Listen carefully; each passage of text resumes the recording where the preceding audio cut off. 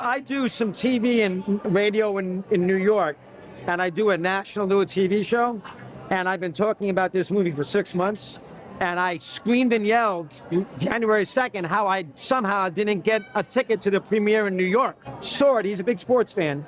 He saw it, put it on his Instagram, and the next day, last week, did you know he called Searchlight and gave me 2 tickets to choose London, Paris, or Rome.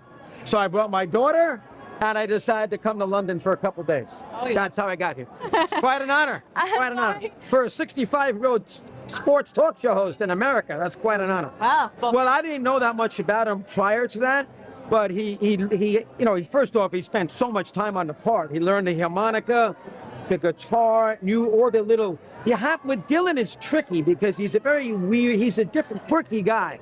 And so to get all those quirky things down, because if you don't, you're going to get killed because the New York the media in America is going to say, well, this is not Bob Dylan. And he pulled it off. That tells you brilliance. He did a brilliant job. Yeah, he put his own spin on, and not just him. Yeah, Seeger's great as Norton, Monica Barbero's great as Baez. I mean, everybody in this movie did a tremendous, the performances are superb. Everybody did a great job. The first thing I would do is, you got to go to his second album, which came out in the early 60s. That's Freewheelin' Bob Dylan. Blowing in the Wind is on that album.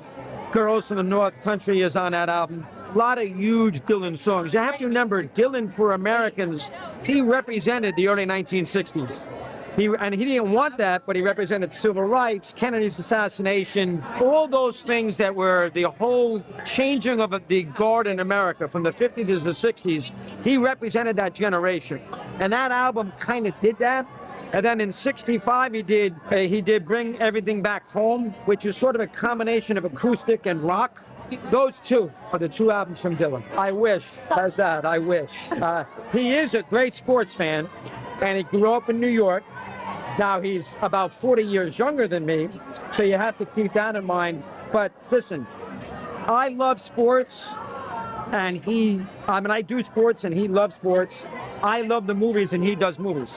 So if that combination works, listen, it's much more important to me than it would be to him, but I would not turn down any kind of invite to have a supper with Timothy Chalamet. I saw it the day after Christmas. I've seen it 3 times. I saw it the day after Christmas. I was on this movie for the last 6 months. You know what he did in this movie? He made people happy. You know, I had tears last scene. When you see it, him going back to see Woody Guthrie, tears. And he pulled it off, and he made people happy. And in this day and age, that is hard to do. So he gets credit for it. Impossible. Make you feel happy for a couple of hours. Nothing wrong.